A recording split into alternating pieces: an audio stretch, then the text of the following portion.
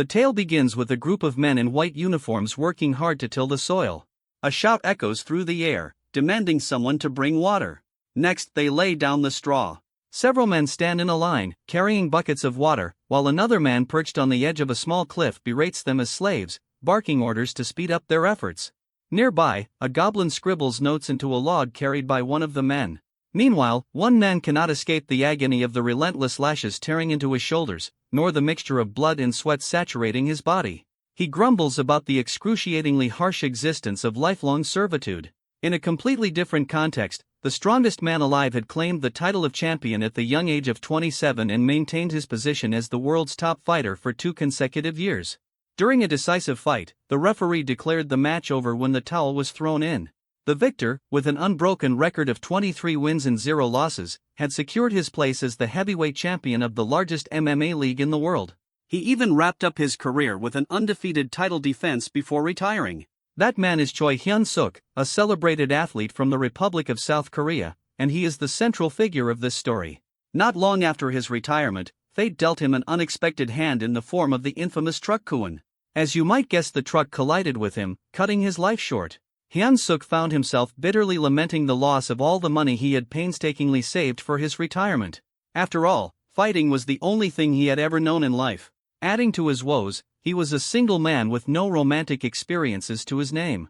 Even half an hour after his death, Hyun-suk remained melodramatic, though his perspective slowly began to shift. He started to see the silver lining.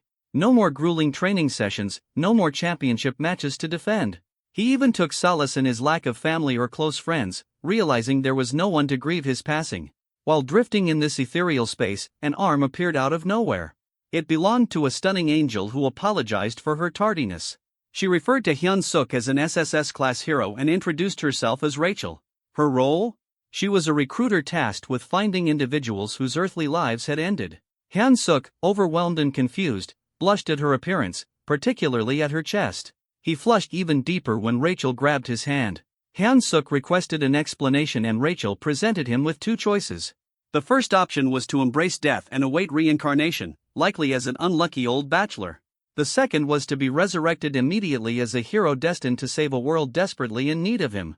Rachel made the second choice especially alluring, surrounding Hyun-suk with visions of beautiful women. Feeling unprepared and overwhelmed, Hyun-suk responded that he needed time to think, as the situation was both sudden and lacking in detail. Rachel gently pressed him, asking if he truly intended to pass up such a once-in-a-lifetime opportunity. She painted a vivid picture of the rewards awaiting him. Wealth, fame, gorgeous women, and even exclusive privileges.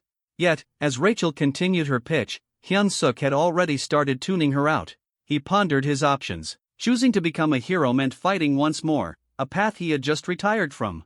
The alternative, peacefully awaiting reincarnation, seemed far more appealing. Rachel, noticing his lack of enthusiasm, decided to amplify her efforts. She described how, in the other world, the village chief would run to him barefoot, offering food and hospitality from the very start. Hyun-suk would be warmly welcomed and would easily complete any quests given to him. Rachel went on to say that the chief might even offer his daughter, renowned as the most beautiful woman in the village, to Hyun-suk. However, Hyun-suk's stoic expression remained unchanged, much to Rachel's growing concern for her recruitment bonus. Switching tactics, Rachel feigned defeat, suggesting Hyun-suk simply accept his fate as a lonely bachelor. This caught his attention. To seal the deal, Rachel introduced a chilling thought. There was no guarantee that his next life would even be as a human. This realization struck a chord in Hyun-suk's mind. As Rachel began to leave, he grabbed her leg, announcing his decision to accept her offer. Feigning indifference, Rachel coyly asked him to repeat himself. Hyun-suk tightened his grip, shouting that he would indeed take on the role of a hero. Satisfied, Rachel grinned and suggested they begin immediately. Bewildered, Hyun-suk asked what she meant. A glowing magic circle appeared beneath him, signaling the start of his journey. Protesting his lack of preparation, Hyun-suk realized there was no stopping what had already begun. Rachel insisted that the breathtaking world awaiting Hyun-suk was already prepared for his arrival. She wished him an incredible adventure, though she couldn't help but complain about how difficult he made things, even though he ultimately agreed to go. Suddenly Rachel received a call. She picked up and reported that the prospective hero known 137,421 Hyun-suk had just completed his transmigration. Meanwhile, Hyun-suk drifted into unconsciousness, only to awaken to someone telling him to open his eyes. He wondered if this could be the village chief Rachel had mentioned, the one with the most beautiful daughter. The story seemed to be unfolding as expected, until an unexpected punch landed in his stomach, jolting him awake. Irritated, Hyun-suk lashed out, asking if the person had a death wish, but he stopped mid-sentence. The figure before him didn't look human, it was wearing a wild boar skull adorned with horns. This strange creature was fuming, accusing Hyun-suk of slacking off in the slave dormitory. Hyun-suk, thoroughly confused, hesitated. Could this bizarre creature possibly be the village chief Rachel mentioned? The thought seemed absurd, it looked more like a monster he was supposed to fight. Timidly he introduced himself as a hero. The creature looked puzzled and approached him, mocking the idea of heroes being idiots nowadays. Hyun-suk began to suspect something had gone terribly wrong but convinced himself that Rachel wouldn't deceive him. Was this monster his first quest? Trying to remain calm, he decided to take action in true Korean fashion. But before he could think further, the creature asked what he had just said. Without hesitation, Hyun-suk kicked the creature, yelling for it to die. He briefly celebrated his successful kick, until the creature grabbed his foot. The creature smirked, asking if Hyun-suk truly thought himself a hero. With a tired tone, it grumbled about how exhausting these self-proclaimed heroes were and wondered where they kept coming from. Hyun-suk found himself immobilized as the creature clenched its fist and taunted him, saying he'd feel better after a good nap. The creature tossed Hyun-suk into an underground prison. As Hyun-suk adjusted to his dim surroundings, a loud banging sound echoed through the area. Someone outside the door screamed to open it, demanding another round with the cowhead monster. The door creaked open to reveal an irate goblin wielding a sword. The goblin barked at the noisy prisoner, threatening to boil him into soup if he didn't shut up. Terrified, Hyun-suk promised to stay quiet. After the goblin left, Hyun-suk started complaining to himself about the so-called beautiful otherworld. He wondered where everything had gone wrong. His biggest concern? Dying a virgin in this life too. Suddenly, a voice called out to him from a small window in the cell. The person on the other side asked if he was a newcomer. Hyun-suk, intrigued, asked who they were. The man introduced himself as a senior hero, about to embark on his own journey. He explained that they were currently trapped in the Demon King's army fortress, where humans were enslaved. Peeking through the window, Hyun-suk was shocked to see a fellow Korean. He respectfully addressed the man as his sunbae and asked how they ended up in this dire situation. The man, amused by Hyun-suk's politeness, teased him before yelling loudly to the other prisoners, asking if the self-proclaimed heroes were still alive. Voices erupted from every direction, claiming to be heroes. The room was packed with unfortunate souls who had met similarly grim fates in this world. Hyun-suk, baffled, asked what was happening. The sunbae casually explained that there were at least 100 heroes who had fallen into the Demon King's fortress. He pointed out that the red cow-headed creature Hyun-suk had encountered earlier was Reed-Run, the head of the fortress. The goblin who had just threatened Hyun-suk was Jark, a notoriously cruel prison guard. The man then revealed the truth behind their predicament. It was all because of Rachel, the so-called angel. Hyun-suk's face twisted in confusion as the man cursed Rachel, referring to her as a wicked demon. The sunbae muttered bitterly, lamenting how things could have been different if not for her mistake. Hyun-suk, growing hysterical, demanded clarification. Were they not supposed to start their journey in this nightmarish place? The man confirmed his suspicions. He explained that other heroes who had been captured in different locations told him about proper starting points. Heroes typically began their journeys in peaceful cities or rural villages, even without powers. Hyun-suk's realization hit hard. The reason he was in this hellish situation was none other than the so-called angel Rachel. He remembered the angel's face clearly. A few days later, we find ourselves observing the 2nd Slave Squad of the 3rd Battalion within the Demon King's army. Humans were forced to work under harsh conditions, with goblins supervising them closely. The humans were even made to chant, "Let's crush the humans, let's devour the humans." Hyun-suk's body shook with exhaustion as he carried an enormous log, a goblin perched lazily on top. Eventually, a bell rang, signaling the end of the day's labor. The goblin ordered them to return to their cells. Back in his prison cell, Hyun-suk reflected on how the prison conditions almost seemed better in comparison. He recalled the angel's promise about special privileges for heroes. He decided to try a popular command often used in these scenarios, status window. To his surprise, it worked and his status appeared before him. As he examined his stats, he learned some basic information about his strength and abilities. Hyun-suk muttered something about what he had discovered, catching the attention of the man in the neighboring cell. The man, overhearing him, was surprised to learn that Hyun-suk already had stamina at level 1. Hyun-suk confirmed it and mentioned his strength stat was at 28. The man, recalling Hyun-suk's reputation as a former champion, was amazed. He hadn't expected Hyun-suk to be so exceptional, especially with stats exceeding 30 at level 1. Hyun-suk, however, dismissed the praise, pointing out that he was still just a slave. The man remained optimistic, assuring Hyun-suk that someone with his potential could definitely escape and become a true hero. Hyun-suk, unconvinced, feigned sleep. In reality, he was preoccupied with his low level, doubting it would help him break free. As the night deepened and the man finally fell asleep, Hyun-suk quietly got up to check his status window again. He noticed two intriguing options: mana that could grant superhuman strength and something called hero points.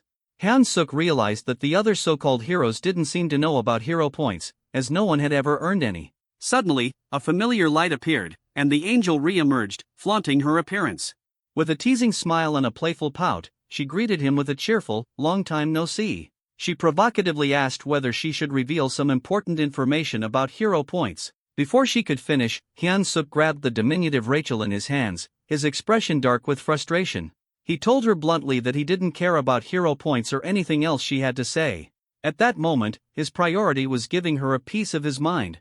Moments later, Rachel found herself tied up and dangling like bait on a fishing line. Apologetically, she explained that her magic circles had malfunctioned due to an unfortunate accident involving spilled coffee during a snack break. During her explanation, soundproofing magic was activated to ensure privacy. Hyun-suk questioned whether she had been punished by being assigned as his manager. Rachel clarified that her role was to be his personal fairy, a guide to assist him until he defeated the Demon King. Hyun-suk made it clear that he no longer cared about being a hero. Rachel, puzzled, asked him to elaborate. He explained that he had no intention of defeating the Demon King and would prefer to live a normal life. Rachel admitted that many prospective heroes chose that path, but she emphasized his extraordinary SSS-level potential. Hyun-suk argued that his potential didn't obligate him to anything. He confessed that he never felt it was his destiny in the first place. Rachel tried to protest, but Hyun-suk interrupted, saying he didn't want to live a life filled with endless battles as he had in his past. Rachel was startled by his words. She had always seen him as a foolish warrior driven only by fighting and women, but now she worried about her own fate. When she received her assignment as a personal fairy, Rachel had vehemently protested. She felt it was unfair for someone of her status to endure such a humiliating role. Nevertheless, she was ordered to stay by Hyun-suk's side until he defeated the Demon King, and the decision was final. A personal fairy, she was told, must actively support and share both successes and failures with their assigned warrior. Despite her protest, she was teleported directly to the demon fortress. Back in the present, Hyun-suk deduced that a personal fairy was obliged to obey their warrior's commands. Using this to his advantage, he instructed Rachel to contribute to his escape plan. Reluctantly, she agreed. A sudden noise from the door made Hyun-suk act quickly, grabbing Rachel to conceal her presence. Goblins were waking the prisoners for the next day's labor. Rachel grumbled that she could use her stealth abilities without his interference. Even after roll call was complete, Hyun-suk noticed that Jark, the cruel goblin guard, was still lingering by his door. The Jark informed Hyun-suk that Raidran had summoned him to his office. Once there, Raidran brought up an unexpected topic. Apparently, Hyun-suk had been working diligently these days. Hyun-suk was utterly shocked while the Jark casually lounged on his shoulders. He couldn't believe that the foul-smelling goblin had actually complimented him. Raidran admitted that initially he had thought Hyun-suk was just another lunatic human, but seeing his recent efforts had changed his perspective. That was why Raidran proposed a new role for him, head slave. Hyun-suk was baffled and had no idea what Raidran was implying. Raidran elaborated, explaining that the workload had significantly slowed down recently, and someone needed to step up to manage the humans. Rachel anxiously hoped Hyun-suk would refuse the offer outright. She whispered furiously, pestering him to decline, even yelling that a hero should never submit to officers in the Demon King's army. Both Raidran and the Jark heard the commotion and asked what the noise was. Hyun-suk quickly shouted that he'd handle everything and ensure the humans worked harder. To distract them, he exaggeratedly bowed, slamming his head on the desk with a loud thud. Raidran was delighted. He confessed that, contrary to his first impression, he was beginning to like Hyun-suk. He even promised to write him a special recommendation letter to join the Demon King's army if he continued to perform well. Hyun-suk was dismissed but felt despair deep down, watching his escape plans crumble. A few days later, the humans were chanting while working. Hyun-suk strutted around, smugly scolding one worker for being too slow. He mocked, "Even my grandma could run faster than that." With such an attitude, he looked perfectly suited for the Demon King's army. The system window popped up, revealing that his hidden skill charisma had increased. Due to his leadership experience, Hyun-suk exclaimed that being the head slave was the best. The other men exchanged worried glances, convinced he had lost his sanity. They whispered about him behind his back. Rachel, however, reprimanded him, warning that this behavior could land them in serious trouble. Hyun-suk dismissed her concerns, telling her to trust his plan. He added arrogantly, "A sparrow like you can't understand the strategies of a phoenix like me." When a man collapsed to his knees, Hyun-suk scolded him harshly. The system window notified him that Reed Run's favorability towards him had increased. Hyun-suk saluted dramatically and thanked Reed Run, declaring his loyalty. Rachel exploded in frustration, reminding Hyun-suk of his desire for adventure and escape. Hyun-suk scratched his head, explaining sheepishly that he was simply following the system's guidance. He reasoned that obeying the system was part of being a hero. Rachel argued furiously, insisting that boosting the Demon King's army officials' favorability was absurd and completely unlike any hero quest she had ever seen. Hyun-suk stood firm, claiming it was the truth, even offering to read the quest description aloud. He read, "You who have found yourself trapped in the Demon King's fortress due to an idiot's mistake?" Rachel cut him off, arguing that the language was far too informal for a system message, which should always use neutral, precise wording.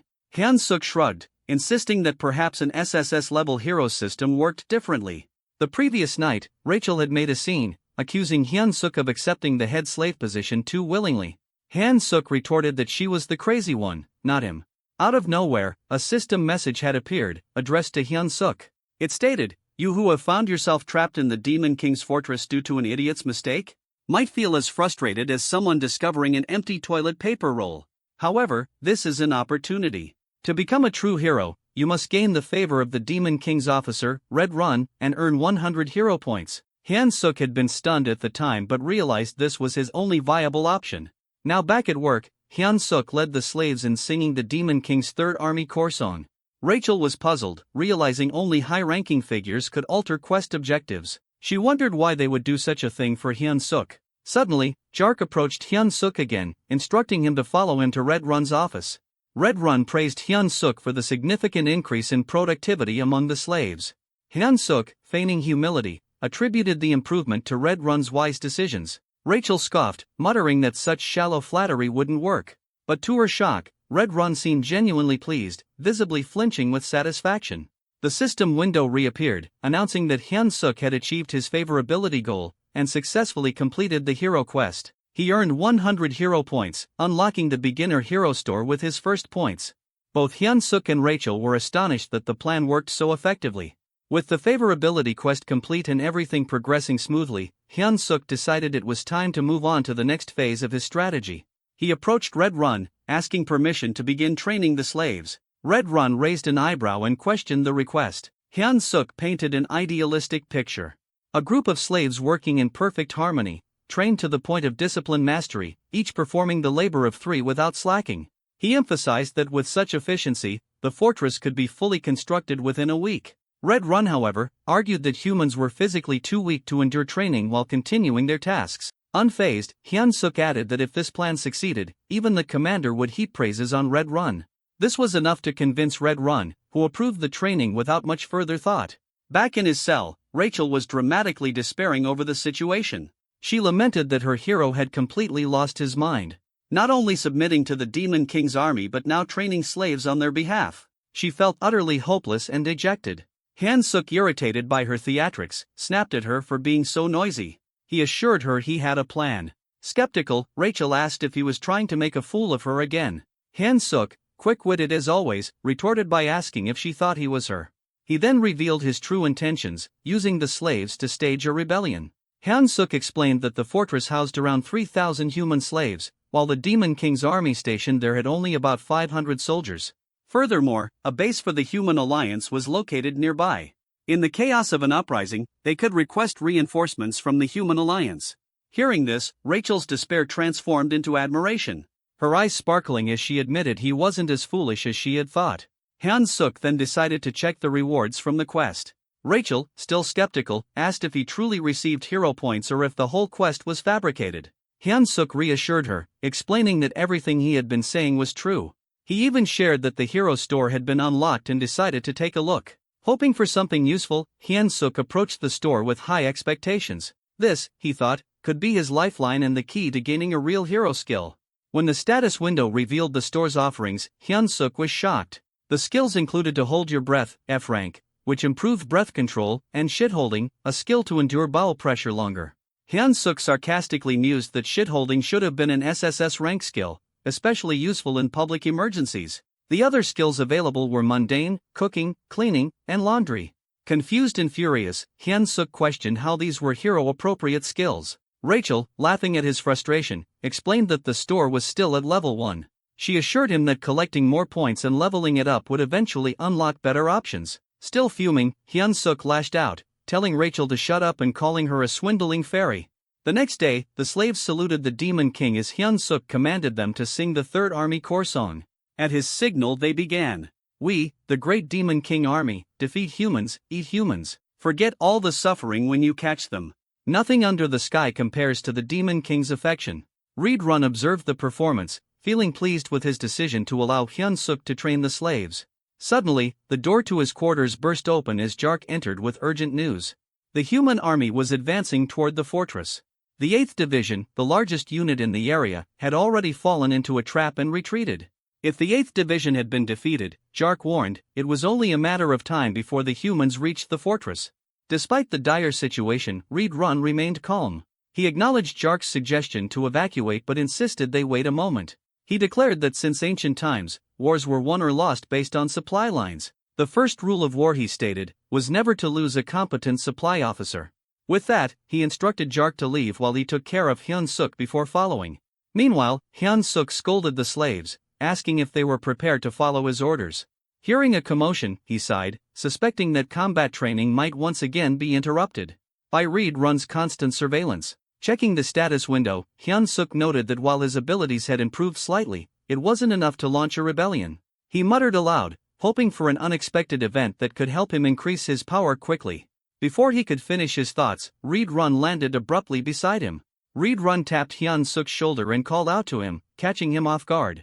Hyun-suk turned, surprised by the sudden presence of Reed Run, who seemed to be in a hurry. We don't have time, Reed Run said urgently. You must come with me right now. Confused, Hyun-suk asked why and where they were going, but Reed Run offered no explanation. Just then, the commander of the human army bellowed in order to attack, declaring that victory was within their grasp. Human soldiers armed with spears charged forward, successfully striking several goblins in their path. Their advance, however, was halted by a terrifying sight, the Red Nightmare Reed Run. The commander shouted for the troops to retreat and let the knights handle the enemy. Despite the order, the humans continued their charge, emboldened by their momentum. As Hyun-suk watched the chaos, a thought crept into his mind. Why were human troops here? He began considering the possibility of using the situation to his advantage. Perhaps this was his chance to stab the Demon King's commander in the back end. Return to human society as a hero. One of the humans yelled, "Die Red Nightmare," and lunged at Reed Run.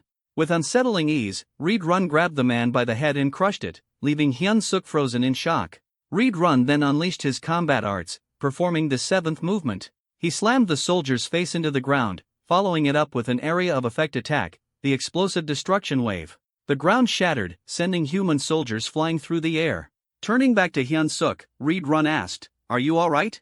Hyun-suk saluted reflexively, replying that he was fine and subtly adding that he'd be leaving soon. This moment reminded Hyun-suk that he was still in the company of one of the Demon King's most formidable warriors. The battlefield buzzed with activity as the humans claimed the area. They raised 2 flags at the center and began organizing the citizens of Marriott Kingdom and Drasen Empire. A soldier questioned Hyun-suk's prison mate, asking if they were warriors. The man replied affirmatively. The warriors were separated from the other captives and led down a different path. A figure appeared to greet them, Olivane Grimier, a middle-aged man with striking red hair and a beard. He was a duke of the Dresden Empire and commander of the Allied forces. A soldier approached Olivane, reporting that the evacuation had been completed. Olivane praised the soldier for his efforts. The soldier also mentioned that those claiming to be warriors had been drafted. Olivane gave the order to begin. "All soldiers to your positions," he commanded. Moments later he gave a chilling order, "Annihilate all the warriors before us." Meanwhile, a carriage traversed the forest. Inside, Hyun-suk sat in sullen silence, bidding farewell to his dreams of adventure and his imagined second life. Across from him, Reed-Run sat stoically. Hyun-suk couldn't help but think about how Reed-Run had effortlessly dispatched everyone chasing them. Their pursuers were no longer a concern. Rachel, attempting to cheer Hyun-suk up, remarked that moments of crisis often present opportunities. She suggested they head to the headquarters and properly assess the Demon King army situation. Hyun-suk, unimpressed, told her to shut up. Breaking the silence, Reed-Run admitted, "I must have fallen asleep for a moment." He looked at Hyun-suk and asked, "Did you say something?" Hyun-suk quickly covered, claiming he was just mumbling about how honored he was to accompany someone like Reed-Run. Reed-Run, seemingly touched, expressed his appreciation. He informed Hyun-suk that they were nearing the 3 Corps headquarters and encouraged him to look forward to it. "Once we arrive," Reed-Run added, "I'll officially enlist you in the Demon King's army." Hyun-suk turned pale but managed to force out, "It's an honor." Rachel too panicked silently. At the headquarters, a guard announced Reed-Run's return, prompting the gates to open. Reed-Run gestured for Hyun-suk to follow, stating that he would take him directly to the commander. "It's an absolute honor to meet the commander so soon," Reed-Run remarked, though his body language hinted otherwise. He warned Hyun-suk to be on his best behavior in the commander's presence if he wanted to live, recalling an old saying about surviving even in a tiger's den by keeping one's wits. Hyun-suk steeled himself and vowed not to give up. At the commander's door, Reed-Run announced himself and was granted entry. As the door opened, Hyun-suk heard a woman's voice, making him wonder if the commander was human. The figure before them was striking, a woman with long ears claw-like nails, and her eyes obscured. Her jaw and neck bore a different hue, adding to her otherworldly appearance. She lounged in her chair, wearing stilettos, exuding an aura of command. "Welcome back, Reed-Run," she said with a smile. She observed that he had gained even more muscle since their last meeting. This woman was Haemus, the commander of the Demon King Army's 3rd Corps. Reed-Run responded with a compliment, remarking on how her beauty had become even more radiant. Hyun-suk felt his cheeks flush. He couldn't believe that such a stunning woman was a commander. Haemus smiled graciously and thanked Reed-Run for his kind words. Meanwhile, Hyun-suk was panicking internally, unsure of how to respond. Should he also compliment her beauty? He wrestled with the thought as Reed-Run shifted the conversation. Reed-Run admitted his shame for failing to defend the fortress. Haemus dismissed his guilt, explaining that the blame lay with the 8th Division commander. "Not him," she added with a sharp tone. "I should have already made a bag out of his hide." Hyun-suk felt his breath hitch. Haemus continued, noting that the 8th Division commander had returned alive, but as a disgrace. The pressure Hyun-suk felt in her presence was overwhelming, far surpassing anything he had experienced before. He clenched his fists, doing his best to conceal his trembling. Changing the subject, Haemus turned her attention to the human Reed-Run had brought. Reed-Run introduced him as Hyun-suk, the individual he had reported about earlier. He announced that he had brought Hyun-suk to officially enlist him in the Demon King army. Haemus stepped closer, inspecting him. "He's cute," she commented casually. She expressed her anticipation for his performance, especially since he had been chosen by Reed-Run.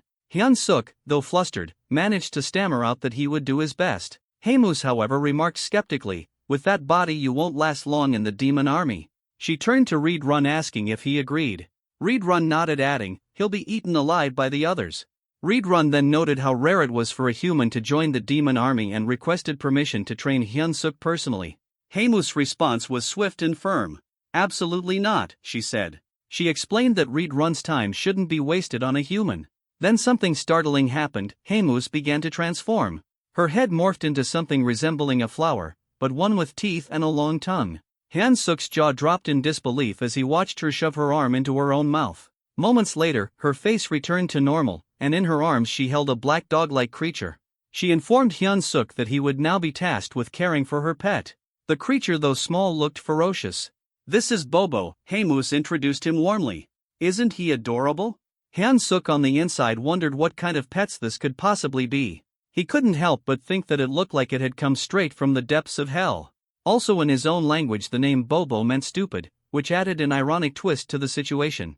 Reed-Run observed the creature and remarked, "I can sense immense power in it even as a baby." Haemus beamed at the acknowledgement, clearly pleased. Hyun-suk, however, remained skeptical. Noticing his hesitation, Haemus asked pointedly about his reaction, intimidating him further. "Don't you like it?" she pressed. Hyun-suk quickly backtracked, insisting, "It's an honor to care for Bobo." Satisfied with his answer, Haemus handed Bobo over to him. She advised him, Bobo is growing, so don't forget to feed him. He gets unpleasant when hungry. She also warned that assigning new caretakers for Bobo had become a challenge, since he had been eating them all. Rachel's voice rang out loudly, surprising everyone. She had noticed a new hero quest in the system window and couldn't contain her shock. Hyun-suk shushed her immediately, fearing she might wake Bobo. The quest details appeared before him. Survive by earning Bobo's affection and secure a better future. The reward was 200 hero points. Hyun-suk was stunned. Was he really tasked with winning over a commander's pet? Just then the door opened and a goblin entered, knocking on the frame. Hyun-suk greeted it politely, but internally he couldn't help but feel uneasy. Having a goblin as his companion made him feel like he was being treated as a snack. Curious, he asked about previous caretakers. The goblin informed him bluntly that there were none left. They were all dead. The goblin explained that from now on, it would be their job to prepare meals for Bobo. Is that all? Hyun-suk asked. Yes, the goblin replied, but just as it was about to bark another order, a shadow loomed over it. It was Bobo licking the goblin's head ominously. Terrified, the goblin clung to Hyun-suk's leg, pleading desperately. The goblin even offered Hyun-suk his food to save itself. Hyun-suk's patience snapped. "What are you doing?" he shouted. The goblin ignored him, knowing one of them wouldn't survive. Furious, Hyun-suk grabbed the goblin and hurled it toward Bobo. "You're the one who's dying," he declared as Bobo prepared to make his move. Hyun-suk handed the snack to Bobo, who seemed delighted. Without hesitation, Bobo devoured it. Hyun-suk and Rachel watched as Bobo happily enjoyed his treat. Later, Rachel found herself in a panic, running for her life. Bobo was chasing her. Desperate for help, she shouted at Hyun-suk, but he casually replied, "You better not run too long. He'll get hungry again." Hyun-suk's eyes caught something. A new item was available, an extra-large bone. This particular bone could attract Kennedy-type monsters and charm them. It was priced at 30 hero points. Acting quickly, Hyun-suk called Bobo and showed him the bone. He threw it and Bobo's eyes lit up with excitement before dashing to fetch it. Meanwhile, Rachel, exhausted from all her flying around, grumbled. "You should have found that sooner."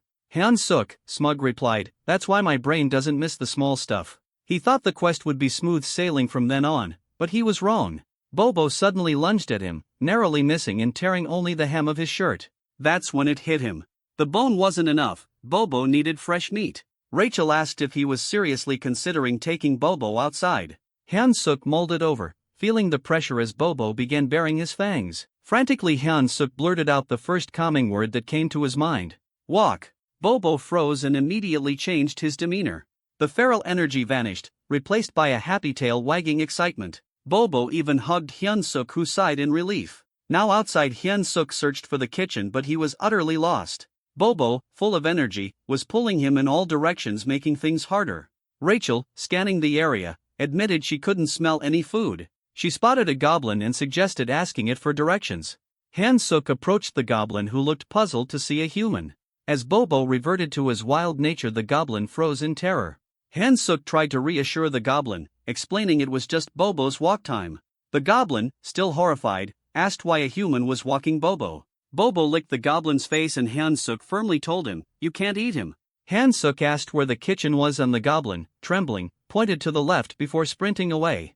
Rachel and Hyun-suk stared after him, stunned, before bursting into laughter.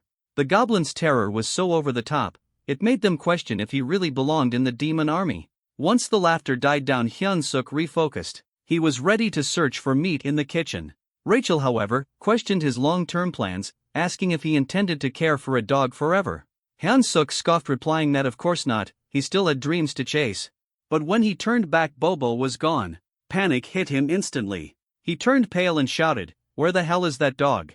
Hyun-suk felt despair creeping in. Bobo was a walking disaster, and even looking away for a moment was a mistake. Rachel scanned the surroundings and pointed toward a direction. There they spotted Bobo trotting back toward them.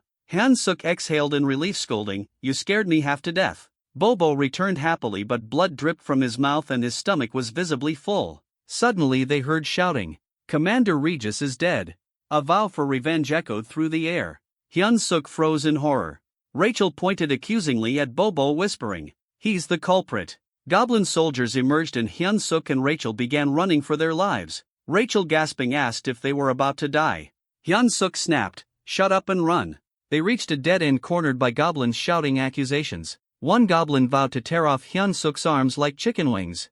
Another lamented that the commander was already digested, wondering how he would have tasted. Yet another suggested ripping both Hyun-suk and Bobo apart, dividing the spoils. Hyun-suk forced himself to stay calm and shouted back, "How dare you?" Outnumbered, he needed a plan. Thinking quickly, he lifted Bobo and asked the goblins if they knew who the brave one was. Confused, the goblins stared at Bobo, who they had assumed was just a wild beast. When Hyun-suk heard their words, his fury rose and he reprimanded the goblins. He declared that this adorable yet lethal creature was none other than Bobo. The goblins hesitated, recalling that Bobo was rumored to be Commander Haemus's pet, but they dismissed it.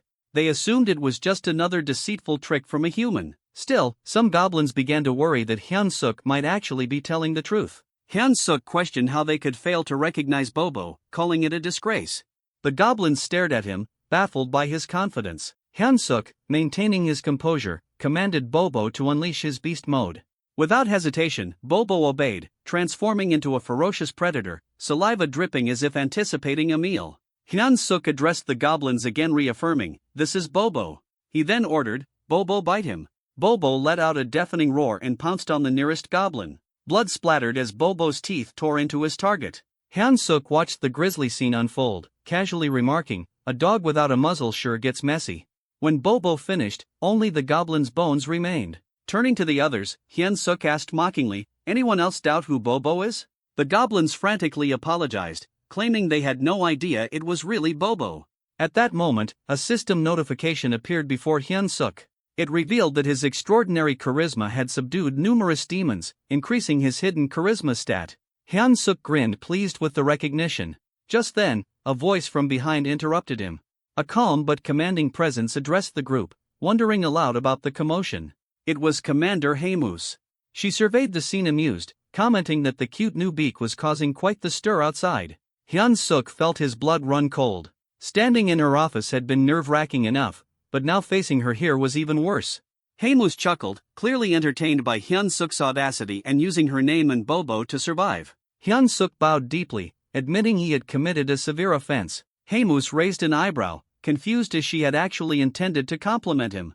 She admired his resourcefulness and wit, contrasting him with the less clever demons she often dealt with. "You've got guts too," she added with a smirk.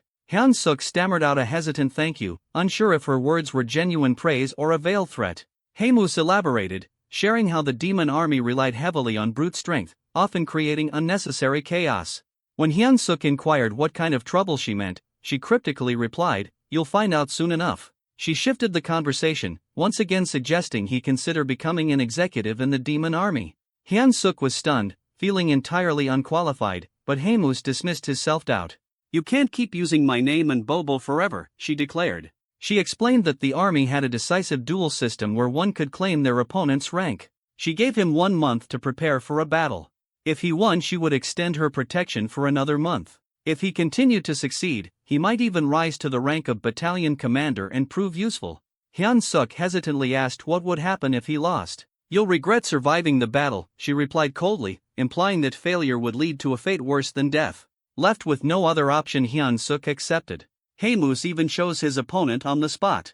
Rachel, standing nearby, sighed dramatically, predicting she would be saying goodbye to him in a month. Hyun-suk glared at her, reminding her that she was the one who had claimed he had SSS rank potential. Rachel shrugged, explaining that potential only indicated possibility, not certainty. "You're a fairy," Hyun-suk snapped, "but you can't even be supportive." As he fumed, Hyun-suk noticed something unsettling. The doors ahead were streaked with blood. He wondered aloud if it was truly the kitchen. Cautiously he pushed the doors open. Inside, a towering red-skinned ogre-like figure greeted him. "You must be the human our commander mentioned," the monster said, introducing himself as Kulkin, the demon army's chef. Kulkin asked what business Hyun-suk had in the kitchen. Hyun-suk remained outside the threshold, explaining he was just there to get a snack for Bobo. Kulkin's eyes narrowed as he realized that Bobo's caretaker had changed yet again. However, he refused Hyun-suk's request outright, leaving him dumbfounded. Kulkin explained there was no reason for him to help a human. The only order from Commander Haemus was to spare Hyun-suk's life. Desperate, Hyun-suk asked if there was any way to negotiate, emphasizing that the food was for Bobo. After some thought, Kulkin proposed a solution. If Hyun-suk truly wanted meat, he would have to hunt it himself like the goblins did. Hyun-suk paled as he glanced at the goblins, who were busy chopping up what looked disturbingly like other goblins. He realized with a sinking feeling that Culkin's idea of hunting was far more gruesome than he had intended. The next thing we knew, Hyun-suk found himself standing before a colossal, ferocious wild boar. He had been informed that this creature would be his dinner tonight, if he managed to kill it. As he stood there, Hyun-suk couldn't help but reflect on how he had ended up in such a precarious situation. This same boar had already claimed Morgan's life. Although they called it a hunt, the boar seemed to do nothing but charge relentlessly at its opponents. The cooks had sworn to avenge Morgan. Hyun-suk, observing the chaos, quipped that it was unclear who would ultimately be having dinner. Rachel, ever the pragmatist, asked what their next move should be and even suggested they run. Hyun-suk shook his head, pointing out that escaping from such a massive crowd wasn't an option. Still, he couldn't deny how perilous his position was. Resolving to act, Hyun-suk began to move, but Culkin's voice stopped him. Instinctively Hyun-suk responded, volunteering to go next. But to his surprise, Culkin informed him that there was no need, the hunt was over. Hyun-suk was taken aback. All this time he thought they were mindlessly charging at the boar. How had they brought it down so efficiently? A goblin reported to Culkin, tallying 12 dead and numerous injured. In Hyun-suk's mind the cost was far too great. Culkin, however, seemed unfazed, calling the results amazing and declaring a short break before they resumed hunting their next prey. Hyun-suk noticed how little Culkin cared about the casualties. As the cooks busied themselves, Hyun-suk confided to Rachel that escaping was no longer an option. Rachel asked if he intended to join the monster hunts with the others. Hyun-suk replied with a firm no, explaining he had no reason to. He mulled over his predicament and concluded that the only way to increase his stats was to level up, which meant he needed experience points. Rachel agreed with his logic but asked where he planned to find such experience in their current situation. Shamelessly, Hyun-suk inquired if he would still earn experience points if he only landed the killing blow. Rachel confirmed that he would, though she called his plan disgraceful. Her confirmation fueled Hyun-suk's determination. He thanked her and told her they should get moving. Hyun-suk knew his options were limited. He had to grow stronger within a month, especially if Commander Hamas's threats were genuine. Approaching Culkin, Hyun-suk expressed his desire to participate in the next hunt as a member of the brave demon army. Culkin stared at him, making Hyun-suk nervous. Had he overstepped? But Culkin grinned, declaring that he liked Hyun-suk's audacity. Hyun-suk, relieved, offered his thanks while slipping in a few compliments to appease Culkin further. Much to his surprise, Culkin assigned Hyun-suk the role of leading the next hunt. Culkin explained that for their group, the leader's position was the most honorable, reserved for exceptional cases. Hyun-suk, feigning humility, protested that he couldn't possibly stand before the noble demons, adding that the other cooks might object to him taking charge. Culkin, unbothered, simply gave him a thumbs up. Their exchange was interrupted by an urgent call for Culkin. "What's wrong?" the chef asked. A cook reported a monster invasion, describing the sound of the monster's cry as a signal that an urn had arrived. Hyun-suk, confused, asked if they were in danger. Culkin dismissed the concern, though he added that urn meat wasn't particularly good. Drawing a knife from his back, Culkin rallied everyone to arm themselves, announcing that they would hunt the urn and add its meat to the dinner menu. Hyun-suk saw this as an opportunity. All he had to do was stay close and land the final blow. Rachel handed him something. A system notification appeared, showing a slight boost to his health and strength for 3 minutes. Rachel confidently brushed off his gratitude, but instead of thanking her, Hyun-suk bonked her on the head, grumbling about why she hadn't used it on him earlier. Motivated, Hyun-suk sprinted to position himself for the last hit. As he ran, he forced himself to focus on his goals. He pictured a noble blonde lady, no less than 5 children with bunny-like features and a peaceful retirement. He wasn't planning to die again as a defeated, loveless loser. With renewed determination, Hyun-suk leapt into the fray, punching the urn with all his might. The monster fell, and with its death came a flood of system notifications. Hyun-suk was stunned to see his level increase by 4 from a single killing blow. At this rate he realized he could hit level 20 within a single day. Elated, Hyun-suk felt empowered. Finally he could grow stronger. Moments later, a trembling cook approached the dead urn, raising a butcher's knife. Before the cook could act, Hyun-suk casually elbowed him, claiming his arm had slipped. He laughed maniacally, his grin wide and menacing. It was almost as if he had lost his mind when he declared that every last hit in the world was now his to claim. Time passed and more monsters were slain. Rachel, visibly drained, asked if they were finished now. Hyun-suk smirked and praised his buff-bot companion for her assistance. All the monsters had been dealt with, and it seemed like the cooks had wrapped up their butchering. But upon closer inspection, he realized the cooks were already gorging themselves on the fresh meat. One of them even shouted for a larger serving, leaving Hyun-suk utterly baffled. Kokon caught sight of him staring and called out, asking what had captured his attention. Hyun-suk questioned whether it was acceptable for the cooks to indulge in the army's food like this. Kokon responded nonchalantly, explaining that it was one of the cook's privileges, especially since monster meat spoils quickly. He added that for common soldiers, having fresh meat was a rare and special opportunity. The chef even admitted that enjoying good food was the main thing keeping him going. A flood of questions raced through Hyun-suk's mind, like what kind of privilege this was or how they managed without a labor union. Despite his skepticism, the chef offered him a portion of the meat, saying he had earned it as a warrior. Hyun-suk hesitated, staring at the meat and contemplating how much the cooks had risked for it. Eventually he took a bite. The flavor wasn't bad, there was a strong smell that oddly enhanced the taste, but overall, the meat was bland and chewy. Hyun-suk couldn't help but think that, back in South Korea, this kind of meat wouldn't sell for long.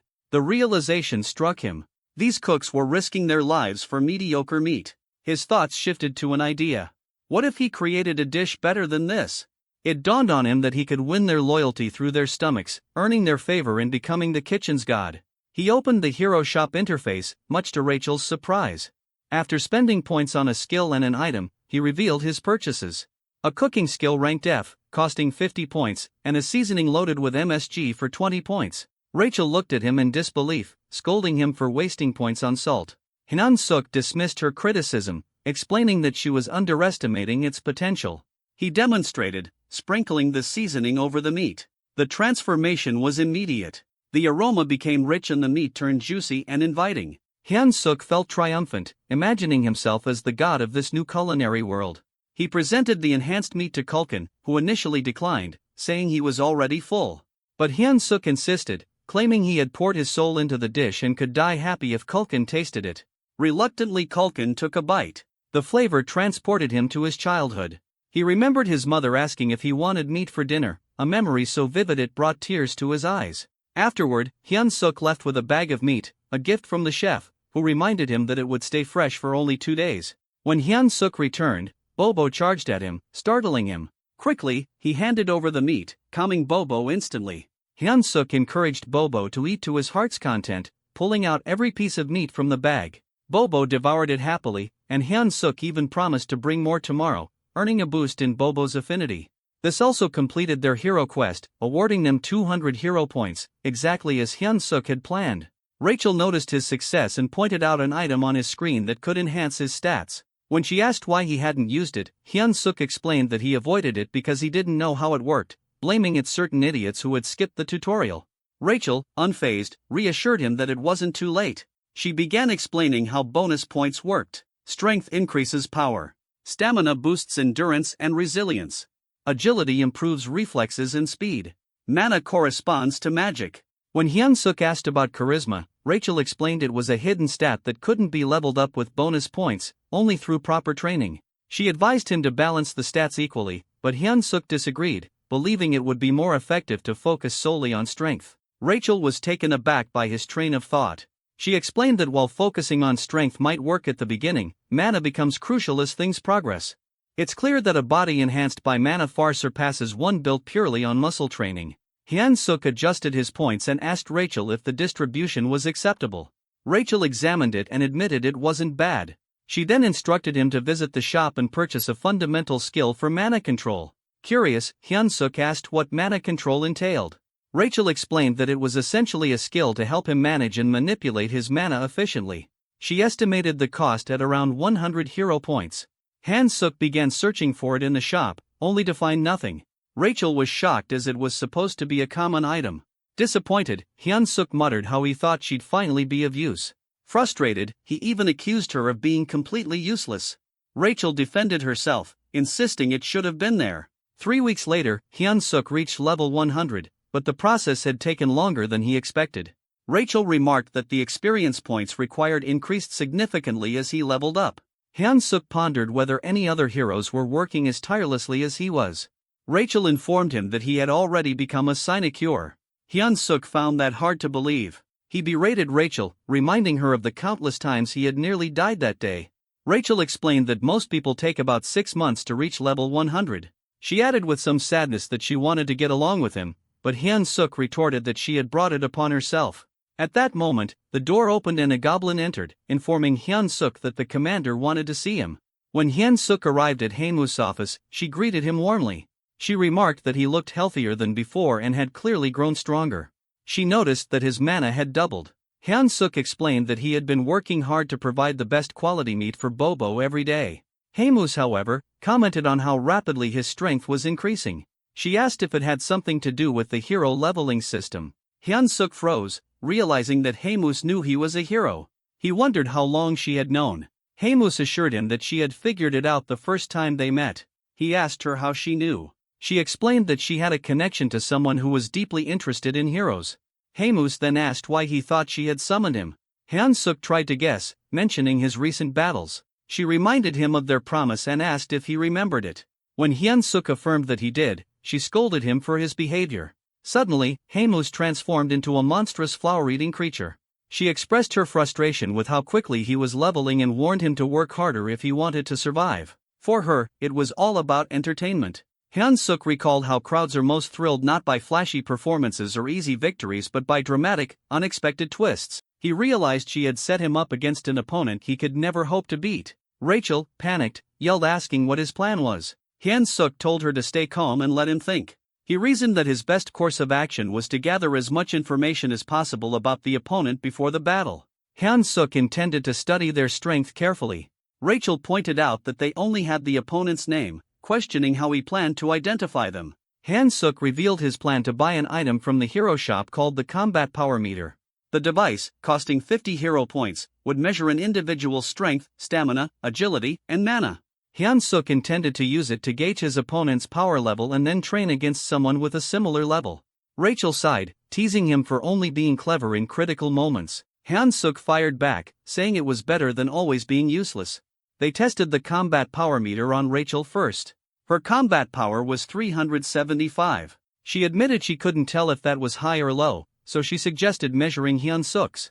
Hyun-suk handed her the device, waiting for the results. However, Rachel appeared confused. Hyun-suk asked if she had seen anything. Rachel hesitated, then claimed the device must be broken, as she couldn't comprehend why his stats were higher than hers. Hyun-suk's strength was revealed to be 1,560. He smugly asked Rachel if she was sure she wasn't the weaker one between the two of them. Rachel, feeling dejected, admitted she had a strength level of 10,000 just a month ago. Hyun-suk asked if the combat power meter had worked properly despite her doubts. They checked Bobo's combat strength, and the damn dog had an insane 47,422 strength. Rachel felt utterly humiliated knowing that both she and Hyun-suk were weaker than a dog. Hyun-suk found the situation amusing, joking that maybe Bobo's breed had received a buff. Stepping outside, he decided to survey the strength levels of other orcs. He noticed that goblins, who looked the weakest, had considerably lower stats compared to the other orcs, most of whom had numbers comparable to his own. Suddenly, someone announced Captain Bulkman's arrival, prompting everyone to salute. As the captain passed by, Hyun-suk used the combat power meter and discovered Bulkman's strength was an impressive 14,300. Hyun-suk observed that individuals with combat strength over 10,000 typically held commander-level positions. He confirmed with Rachel whether his opponent was truly a platoon leader. Rachel affirmed this, adding that the opponent's name was Kirkhan. Rumor had it that Kirkhan was an orc with the intelligence of a pig. Hyun-suk reasoned that a platoon leader should only have around 3,000 strength, meaning he might have a shot if he leveled up some more. Determined, he searched for Kirkhan. When he found him, the combat power meter showed Kirkhan's strength at 6,671. Rachel bluntly stated that the situation essentially meant Hyun-suk was being sent to die. At that moment, Hyun-suk received a hero quest. The system window displayed a notification, stating that his odds of defeating Kirkhan were almost zero. However, because persevering through impossible situations was his defining trait, he was being given a chance. He needed to raise his combat strength to 3,000 within a week. The reward? 300 hero points. Hyun-suk sarcastically commented on how perfectly timed the quest was, jokingly wondering if the system was spying on him. Despite the grim odds, he accepted the challenge, realizing it was a do-or-die situation. He resolved to outweep both his observer and Haemus to survive.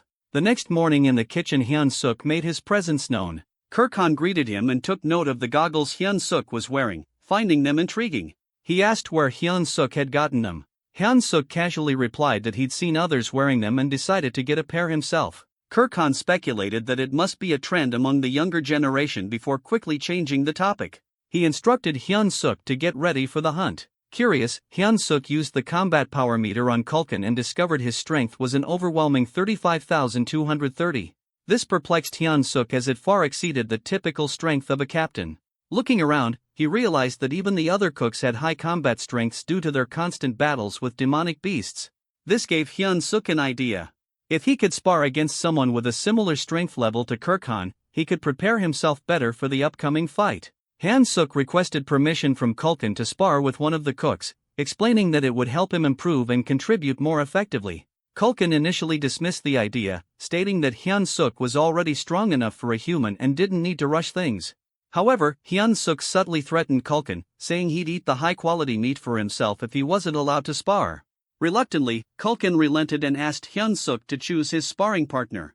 Later, as the cooks prepared for the hunt, they were surprised to learn that Hyun-suk was planning to fight Golbachev, a cook with a combat strength of 2,620. Some wondered if this would be Hyun-suk's last day alive. The goblins, however, voiced their discontent, as they didn't want to lose Hyun-suk, who provided them with delicious meat. Hearing the commotion, Kulkin silenced the goblins and warned Golbachev not to kill Hyun-suk during the sparring session. He instructed him to go easy and not overdo it. Golbachev, looking rather dim-witted, agreed. However, Kulkin clearly doubted his sincerity. The spar began. Hyun-suk, brimming with determination, charged at Golbachev. Golbachev reminded himself of Kulkin's warning not to kill Hyun-suk. When he swung a punch, Hyun-suk skillfully dodged, observing that Golbachev's movements were largely instinctual. Capitalizing on this, Hyun-suk launched a counterattack. The fight felt oddly familiar to him, reminiscent of battles he had consistently won in the past. In the blink of an eye, the match concluded with Hyun-suk declared the victor. The goblins were in disbelief. Golbachev had been taken down so quickly that some hadn't even registered what had happened. Hyun-suk, equally shocked, realized he had defeated Golbachev with a single kick. This unexpected victory sparked a newfound confidence in him, making him believe he might have a shot against Kulkin after all. At the northern edge of the Black Fortress, near the Great Forest, Hyun-suk replayed the spar in his mind. The fact that he had knocked out an orc with double his strength using just one kick reinforced his belief that combat strength was merely a number and not an absolute measure. He concluded that with a bit more improvement he could secure an easy win in his upcoming fight. Just then, a goblin approached Kulkin to report a large number of Talas appearing up ahead. Kulkin, visibly annoyed, asked if they were within Tala's territory. Hyun-suk, curious, asked what the problem was. He questioned if it was because Tala's meat tasted bad. Kulkin clarified that their meat wasn't too unpleasant. In fact, their bone marrow was considered a great delicacy. However, Talas lived in groups and had remarkably strong maternal instincts. If anyone harmed their young, it would lead to serious trouble. Hyun-suk assumed the hunt would stop there, but Kulkin, craving their flavorful meat, decided to proceed. He commanded everyone to attack, declaring that Tala's meat would be their snack for the day. He ordered them not to let any Talas escape and to slaughter them on the spot. The creatures resembled spiders with skull-like structures on their bodies. Hyun-suk slyly shoved a goblin, feigning an accident, and seized the opportunity to land final blows to rack up XP. After some time, the group had amassed a collection of slain Talas. Hyun-suk delivered the finishing blow to the last one, leveling up as a result. Rachel praised him for being a pro at stealing final hits. Accepting the compliment, Hyun-suk explained that this was precisely why he enjoyed working in the kitchen. Suddenly, an overwhelming pressure enveloped the area, catching Hyun-suk off guard. As he turned, someone screamed. The Talas queen had arrived. Her fury was palpable as she saw the pile of dead Talas. With a growl, she expressed her rage. Curious about her strength, Hyun-suk used his goggles to assess her stats, only to find her power was immeasurable. The horrifying reality was clear: they had just mercilessly killed her children. Hyun-suk spun around to ask the chef what to do, only to find him fleeing. The chef shouted for everyone to survive and meet again later. Hyun-suk thought bitterly about the chef's irresponsibility when a loud noise drew his attention. Someone barked orders for everyone to scatter. Weak goblins were being torn apart as the enraged Talas queen screamed, her cry so deafening that Hyun-suk had to cover his ears to endure it.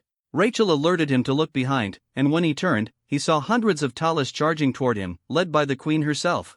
Naturally, Hyun-suk bolted as fast as he could, with goblins in the distance screaming for help. He knew that if he paused for even a moment he'd be dead.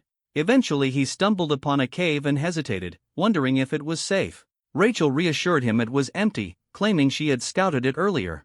Though Hyun-suk didn't fully trust her, he figured the cave was safer than the forest, where he was vulnerable on all sides. The cave was surprisingly deep. He asked Rachel if it was a natural formation, but she didn't know. She did note how spacious it was, large enough for even the tallest queen to enter.